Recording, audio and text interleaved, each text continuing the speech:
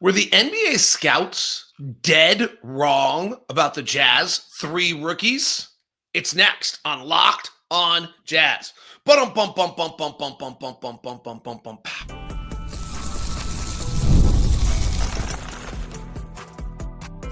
You are Locked on Jazz, your daily podcast on the Utah Jazz. Part of the Locked On Podcast Network. Your team every day. Hello, I'm David Locke, radio voice of the Utah Jazz, Jazz NBA insider. This is Locked on Jazz. It's your daily podcast on the Utah Jazz, giving you insight, expertise, geeky numbers, and hopefully making it way better to be a Jazz fan each and every day. Thank you so much for making Locked on Jazz your first listen of the day. We are free and available on all podcasting apps. On today's show, we're going to go back and look at what the NBA scouts said was wrong with 10th pick Cody Williams, 29th pick Isaiah Collier, 32nd pick Kyle Filipowski. And were they dead wrong about the Utah Jazz prospects who are all emerging and playing so well at different stages in their progression right now? We'll look at that all coming up on today's show. We'll go reverse order of draft order. Some of it's interesting. I would say maybe not. A little bit of both is the answer.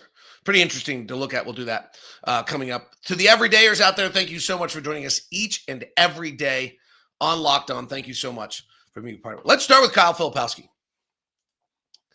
So honestly, two things. As I reread the Kyle Filipowski scouting reports,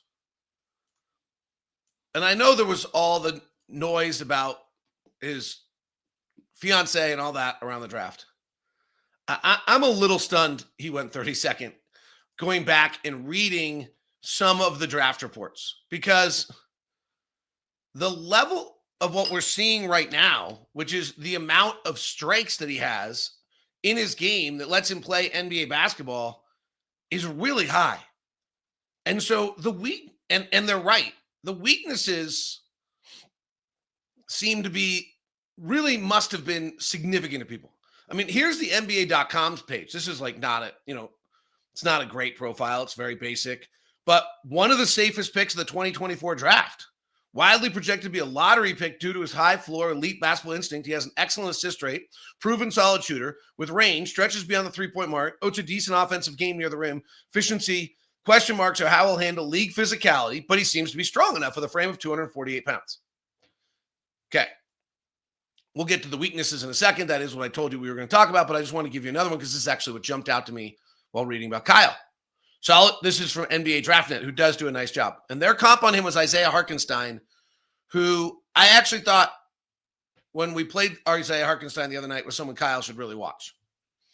And if he's Isaiah Hartenstein, that's fabulous. Hartenstein, excuse me. I keep putting a K in his name. Solid big with determination and a good level of coordination and productivity, a hard worker, mentally tough, no nonsense type player. Yeah. And that's sorry, I'm just going to quibble on that one. That is true, but I get nervous every time I see certain words affiliated with certain characteristics because they always show up the same way. Solid mobility considering his size and his solid body control, though he rarely leaves his feet. Plays with a lot of confidence and consistency, has a good feel for the game with ability to shoot and pass, productive scorer, does a solid job of taking what the defense gives him, using his size and advantage against smaller players, good touch around the rim, post footwork and skill set are solid, uses technique with pump fakes, drop steps to gain angles to the basket, boxes out well, post ability and particularly rebounding is enhanced by his attention to detail, shows toughness to fight for position, good at setting picks, not averse to contract. I mean, right. So that's a little bit. Now, let's get to what the focus of the show is, the weaknesses. And even Kevin O'Connor, by the way, who does a really nice job on the Ringer. And I admire Kevin because he doesn't go cut draft order of everybody else. And he had Kyle low. He had Kyle at 35. But he fluid ball handler, capable of running actions like a guard wing, whether it's pick and roll or handoffs as a receiver, can attack out of actions in a straight line, fluid use of crossover and spin moves. Glue guy skills on offense. Coaches will love using him in different actions because of his playmaking. Reliable post threat. Projects as a reliable three-point shooter. Plays hard. How did that get to 32? But here were the weaknesses, because this is the question of the show. Did the scouts get them wrong? Did they get their weaknesses wrong? My hypothesis today is that they got their strengths wrong. My hypothesis is that the scouts actually got the weaknesses wrong. Excuse me. My hypothesis today is that they actually got the weaknesses right and they underestimated the strengths. That's why I look at this. This is how we got here. Is my hypothesis today is that the NBA scouts got the weaknesses right, and those will still be the issue for our Jazz rookies, but they misguided the strengths. However, I just read you Kyle Filipowski's strengths, and they sure seem to be well aware of those. But here's what they said on his weaknesses. Needs to improve defensively, particularly as a rim protector. He's an absolute liability at the free throw line, but overall his positives outweigh his negatives when determining him a potential prospect. This was kind of again, reading it like, how do you go 32? Okay. Needs to improve defensively. I think this is very true. As a rim protector, absolutely no rim protection right now. Okay. An underwhelming athlete, not particularly fast or explosive. Fair. Shooting numbers improved from 3, but nothing outstanding from behind the arc. Improved, blah, blah. Free throw shooting dipped. Fair. He's at 60% right now. Lack of length or explosiveness makes it difficult for him to score and rebound against athletic big men. Lack of lateral speed hurts his ability to defend. Okay, they missed on the rebounding. There's a scout wrong. The lack of length defensively issue that they're touching here is true, and the free throw shooting issue is true. Let's get another one. Lacks great length with wingspan, the same as height. Not a rim protector. Gives up defense, meaning offense needs to be better to compensate. Lack of much of a feel of a shot blocker and timing. Lack of explosiveness is easily apparent in his defense position. Okay? Not a plotter, but somewhat mechanical as movements. I wouldn't totally agree with that. Here's what Kevin O'Connor said. Subpar score at the rim when faced with contact or length, largely due to lack of strength. It's interesting. I have not seen that. But has the frame to handle much more muscle, so the skill should develop. Needs to cut down on careless turnovers. Sometimes gets too loose with his handle on the open floor and forces passes when the windows are shut. Feels like that could have been said by Isaiah Collier.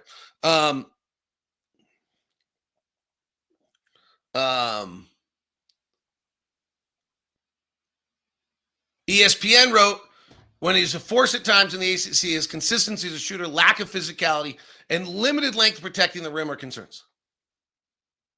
Okay. One thing here is consistent throughout, and I think is right.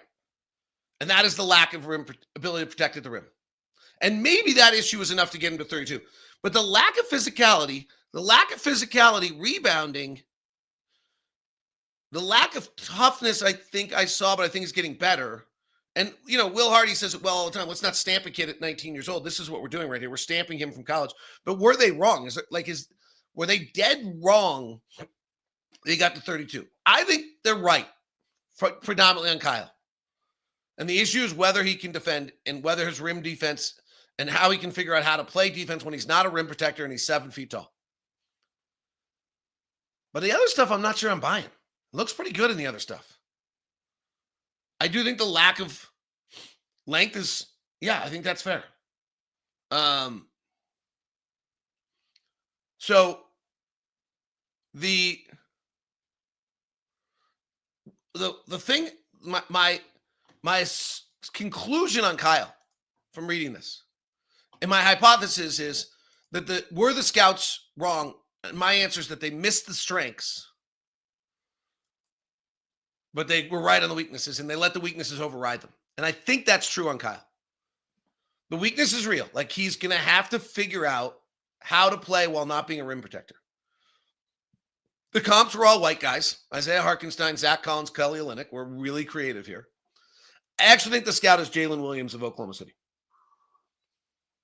But he's a much better passer and ball mover and has a little bit of a game off the bounce that Jalen Williams doesn't have. But Jalen Williams has figured out at 6'10", 6'11", how to defend by playing and taking charges.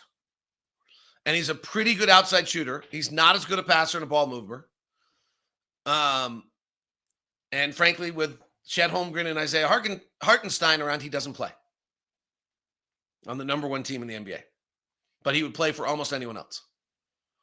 I think that's actually the comp. with some more passing and ball handling skills that we've seen. So my overall conclusion on the scouts being wrong on Kyle Filipowski is that my hypothesis is true. That they underplayed his strengths. His weakness, which is rim protection and defense. He's right now in the bottom 10% of isolation defenders in the NBA. Fine, you're a rookie. That's totally fine, but it's true. Were accurate, but that they underplayed his strengths. Did they do the same on Isaiah Collier, where they misunderstood his strengths as well, or did they just miss on his weaknesses and his strengths? It's next on Locked On Jazz. Today's show is brought to you by Murdoch Hyundai, located in 3 locations, 4646 South State Street in Murray, in Linden, and in Logan. I had a great experience just recently. One of our Locked On listeners was looking for a car, so he did as we've requested. He took the time. He emailed me at dlock09@gmail.com, and then I set him up with Jake over in Linden, and we got him all set up. And it was cool because he emailed me. I asked him, as I always do, keep me up to date on the process. Let me know how you were treated. Let me know all those kind of things. And then I got the email that basically this was the best experience that I've ever had, which was so cool. Like, I just absolutely fired me up to get to see. Here's the email I got from Neil. I don't know if he wants me to use his whole name. My wife and I stopped by Murdoch Hyundai in Linden last Saturday. We ended up leaving with a new Kona, and my wife is loving it so far. Jacob was great, professional, courteous, friendly, and informative. We've not been in a hurry to go car shopping because my wife hates going to the dealer. But on the way home, she said that experience was better than any other dealership we've been to in the past. That's what we want for you in the Locked On Every Day, and we'll do it at Murdoch Hyundai for you. Email me first at dlock09@gmail.com so we can make sure that you get the Locked On VIP treatment. They swoosh or swoosh or swish, whatever it is. I'm not quite sure. And you win. That's right. It's the DoorDash 50. Super fun promotion going on with DoorDash this year. Whenever NBA players go off, you win. Let me give you the details on it. Here's how it works. When an NBA player scores 50, then you, my friend, save. Every time a player drops 50, you score a huge deal the next day.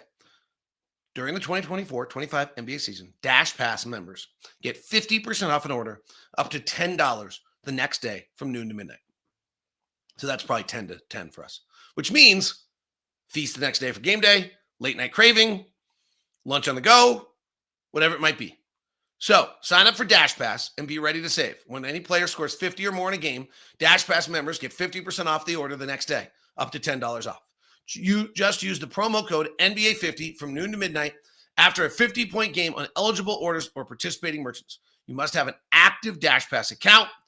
Terms apply. Visit DoorDash to learn more.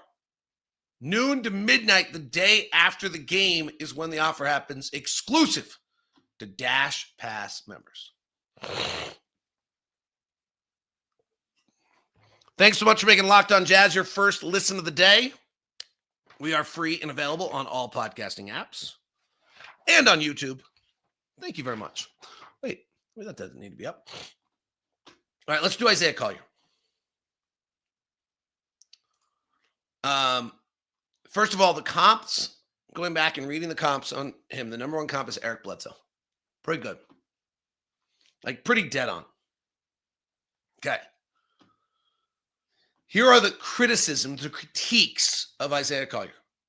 His ability to pick his spots and process things against set defense are a work in process for a lead guard. Currently tends to try to strong arm his way where he wants to go on the court rather than taking what the defense gives him. He leads to some unsightly turnovers, possessions, bad turnovers, and offensive fouls. Fundamentals can stand to be tightened up, sometimes is loose, too casual with his handle, and delivering passes, particularly when defenses blitz him or it can collapse in the paint. Jump shot will need to improve to maximize his offensive game. Showed some raw flashes of shot-making ability at the beginning of the season, but lost effectiveness. Okay, so that was one. Here's the second one. Since Collier is not a top-tier athlete, improving his shooting will likely be a top priority. In addition to shaky three-point shooting, he is just 67% of the free throw line. Concerning number in terms of NBA comps, Scoot Henderson, Emmanuel Mudiay, Eric Bledsoe. Okay. So far,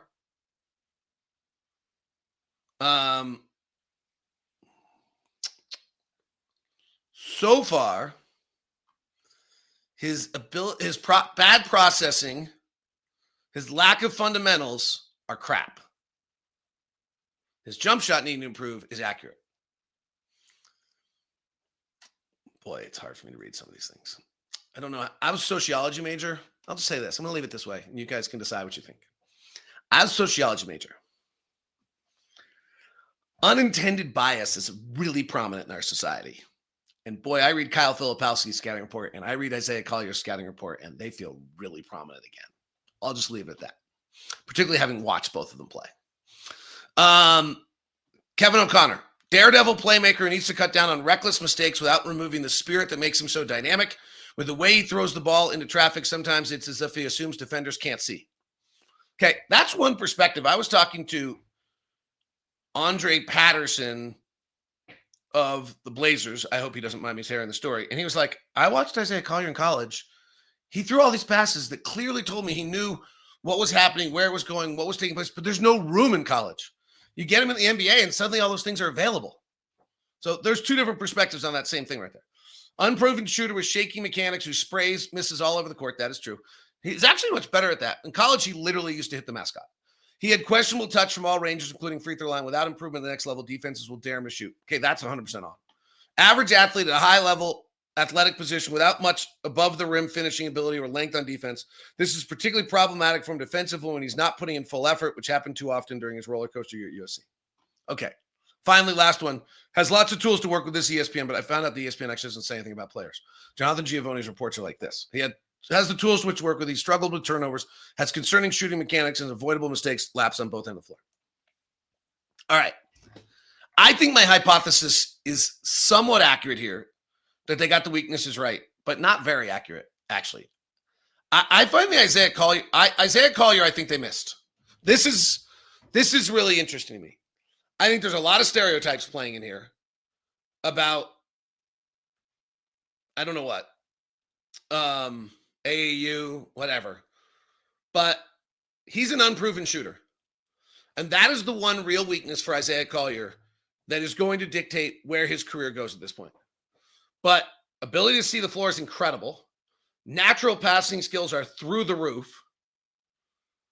Fundamentals to me are pretty solid. Understanding the game is elite.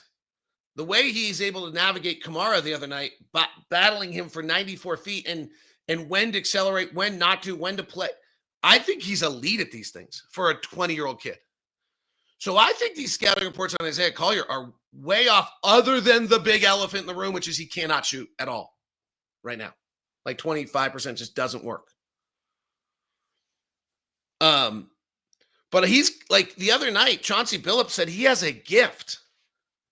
And the ability to make the decisions he makes at the speed he makes, to say he's not a top-tier athlete. Yes, he cannot get on top of the rim, and he's going to have to figure out how to slow down enough to finish. Okay, so did Jalen Green. Took him a year and a half.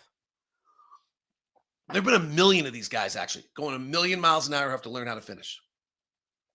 So to me, as we read these scouting reports, and the hypothesis, again, was that they got the weaknesses right, but they missed on the strengths. Part of that hypothesis, to me, is also like, okay, those weaknesses have to get overcome. I think on Isaiah Collier, they just missed.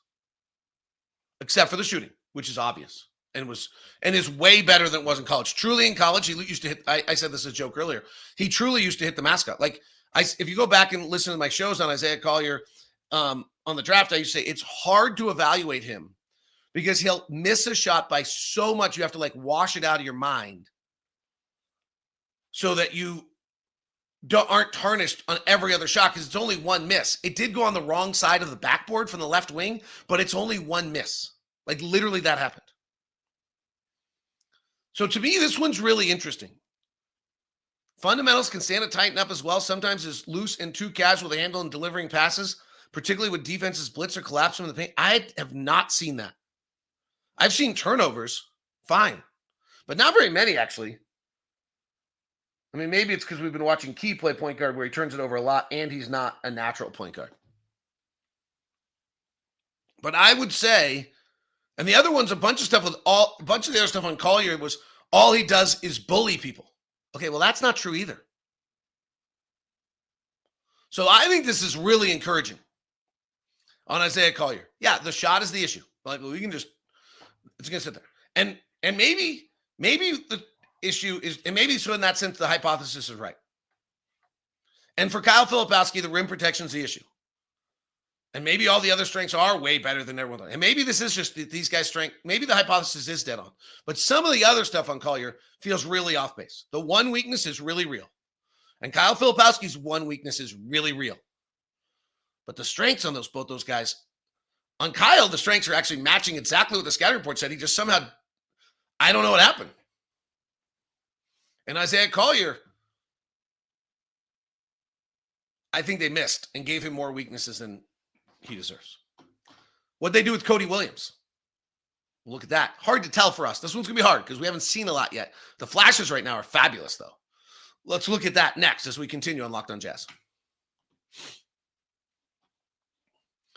Today's show is brought to you by FanDuel, the official sports book of Locked On, partner of the NBA, and a great way to have fun while you're out at the games, watching the games, involved in the games, during the games, all throughout. That's what FanDuel does for you. FanDuel brings you all the action all the time.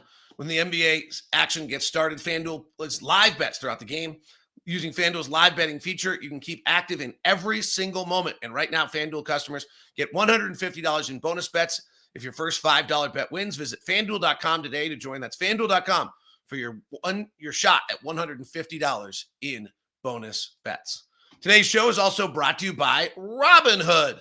Robinhood letting you have the life of the 1%. That's right. It's not exclusive. It's not only for the riches of the world. Robinhood is bringing you all the luxuries that you can get from everyone else as well. Here's how it works with Robinhood. Robinhood Gold is the program, and it's the VIP treatment, receiving 3% on IRA match on retirement contributions. The privileges of the very privileged, that's the riches I'm talking about, are no longer exclusive. With Robinhood Gold, your annual IRA contributions are boosted by 3%, plus also you get 4% APY on your cash in non-retirement accounts. That's over 8% the national savings average. The perks of the high net worth are now available for any net worth. The new gold standard is here with Robinhood Gold. To receive your 3% boost on annual IRA contributions, sign up for Robinhood.com/gold. Investing involves risk. Rate subject to change. 3% match required. Robinhood Gold at $5 a month for 1 year for your first match. Must have funds in the IRA for 5 years. Go to Robinhood.com/boost. Over 8% national average savings interest rate claim is based on the data of FDIC as of November 18th, 2024. Robinhood Financial LLC, member SIPC. Gold membership is offered by Robinhood Gold LLC. Thanks so much for tuning in to Locked On Jazz today. The newsletter is there for you. Daily newsletter. It's a great product. I was reading Locked On Spurs. Such a great product. They gave me the coaching choices. Then Katie Heindel wrote a great article about Minnesota yesterday and whether they busted Oklahoma City's system. And then Josh Lloyd gave me great fantasy advice. Plus, I had links to all the major articles on the Spurs because I had signed up for a Spurs newsletter and for the major NBA stuff. It was great. Fabulous. Great product. Go sign up for it right now. LockedOnDaily.com. Cody Williams. I thought his comps were terrible, so we'll just leave them all out. One was Jalen Rose. Not have that handle. So like many young players of his skill set, he's thin, which limits him on both sides of the ball, but the NBA probably won't ask him to be a playmaker on offense or guard centers on defense. His shot is still somewhat of a question mark. He went 7 of 41 from deep, but shot only 71% of the tree line. Ding, ding, ding, ding, ding, ding, ding, ding, ding, ding, ding, ding, ding, ding, ding, ding, ding, ding, ding. They got that one perfect. Adding more muscle to his 180-pound frame would help him considerably. Possibly has more to gain athletically. He strengthens his lower body. A decent athlete with build-up speed, but isn't particularly statistically explosive, which shows most of the half courts. Against set defenses, he doesn't typically create a ton of space out the bounce without help of a ball screen, showing mediocre creativity and a lack of a first-step quickness. Not a natural scorer. Nice efficiency, but straddles the line of judicious and hesitant in shot selection too closely at times. Had plenty of moments when he's a phantom on the court, particularly in big games. Really pretty fair. Kevin O'Connor wrote below the rim leaper with elite burst off the bounce. Elite burst off the bounce. But I don't think he's below the rim on that, which can lead to issues at the basket. Though he has touch, he has challenges at the rim in the FIBA World Cup. They are worth monitoring Colorado when he leaves them. Underwhelming three-point shooter despite having good mechanics. Lacks dynamism on pull-up mid-range too. Needs to get dramatically stronger. He's slim. His limits of versatility as a defender. And without elite athleticism, this combines to limit his impactfulness as an interior help defender. Okay, those are all fairly good. Lacking a degree of strength, perimeter shooting, and all-around consistency, Williams struggled to produce late in his freshman year and hampered by injuries. Okay, that's ESPN saying nothing. I think they got this one perfectly. They got his weaknesses perfect. And interestingly enough, of the three players, the weakness of strength has been the biggest issue. The other weaknesses on a team that's not obsessed with winning, lack of rim defense, lack of shooting, are not as big an issue, right? Lack of strength has meant at times he literally just cannot stay on the floor. So I actually give this one like dead on to the hypothesis and I don't know if they got the weaknesses. I don't know if they got the strengths wrong here. They got the weaknesses dead right. And we're watching Cody and we're seeing flashes and it's terrific. And then when he gets physically stronger, the only thing I disagree with is the rim finishing. When he's strong enough, his ability to go off 1 foot each side is going to allow him to be able to make plays at the rim, I think, as well as anyone in the NBA. When he gains the physical strength to be able to not be just jostled as he goes to right now, when he drives, if he gets bumped, goes from Salt Lake to Ogden in a moment. But when he suddenly has the physical strength and build up, he's going to be able to handle that bump. And he's so long and he's got the ability to go off 1 foot that I'm pretty certain he's going to be able to finish. The shooting issue, which I didn't expect because he shot 41% from three, may be real. He's going to have to change his delivery minute. Whoever had that, NBA DraftNet had that one kind of, and I think, or actually no, it's just NBA's overall, that only 41 deep threes. I think that's a very viable comment on him. The strengths, if you go back and read Cody's strengths, they're all there. It's his body, his length. I think they've undersold his athleticism, his ability to get off 1 foot. I think there's a little more explosiveness there. I think he's going to actually figure out how to free himself in half-court situations as he tightens his skill set, because there's actually just a lot there. So I think they're a little off on that one, but I can understand where they're coming from there. So this hypothesis coming in today was that the scouts missed the strengths, but were right on the weaknesses. And I would say, as many hypotheses are, it's generally right. On Filipowski, I think it's dead right. And what I think is interesting is I don't know that they missed the strength. They just somehow got lost. In the draft prospect, the strengths got lost. He's really pretty good. Like offensively, he's really, really good. And if he can shoot it as he is right now, my concern on Filipowski, honestly, was I didn't buy that he was a shooter. And right now he is a shooter. When he's not an above the break 3-point shooter, then some of this gets limited. So time's going to tell him that. But he's showing the signs right now. He's on fire. So for Filipowski, I'd say it's 100% true. For Collier, I'm wavering a little bit here because I just think there were some AAU head down point guard stereotypes that got thrown on him. Number one recruit in the country type stereotypes that had false on his weaknesses. He is just understands the game, has basketball IQ, sees the floor, makes good reads, feels the game, understands what he's trying to do, plays with incredible speed. Those things I think got missed. The shooting, real. And Cody's strength. So interesting to look back at. Jazz, Sacramento Kings. Quickly tonight, thank you for staying with the whole show. On the Kings, under Doug Christie, they're 16-10, but interestingly, they've gone from being 8th offensively to 10th. They're 8th overall, they're 10th under Christie, and they're worst defensively. So they're a little worse offensively, and they're a little worse defensively, but they're 16-10 instead of what they were before. They shoot it a tiny bit better. They turn it over a little bit more. They offensive rebound a little bit more. They don't go to the line as much under Christie. Their defense is 28th in the league in defending the shot. Since the trade of De'Aaron Fox, they're 4-4. And then they're a little less good offensively, about the same defensively. They're actually shooting it really well, but they're turning it over a ton. But again, they're not defending at all, or they're defending the shot at all. They're 29th in the league against the shot. They're a very good rebounding team because of Sabonis. So we'll see. Levine, 23 a game. DeRozan, 22 a game. Sabonis, 20 a game. And then Malik Monk, who's in the starting lineup now, and since the trade, is shooting 39% from the floor and 28% from three, as he suddenly has to play point guard. So that's tough. All right, that is Locked On Jazz today. Thanks so much for tuning in. Please follow me on all the socials, DLocko9, all of them. All the Twitter threads, Blue Sky, Instagram, Snap, TikTok. Subscribe or follow the show. On YouTube, hit the bell button.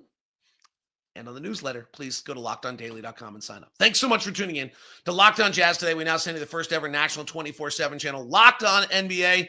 And if you're on audio, go check out Locked On NBA. Game night, every game, every night.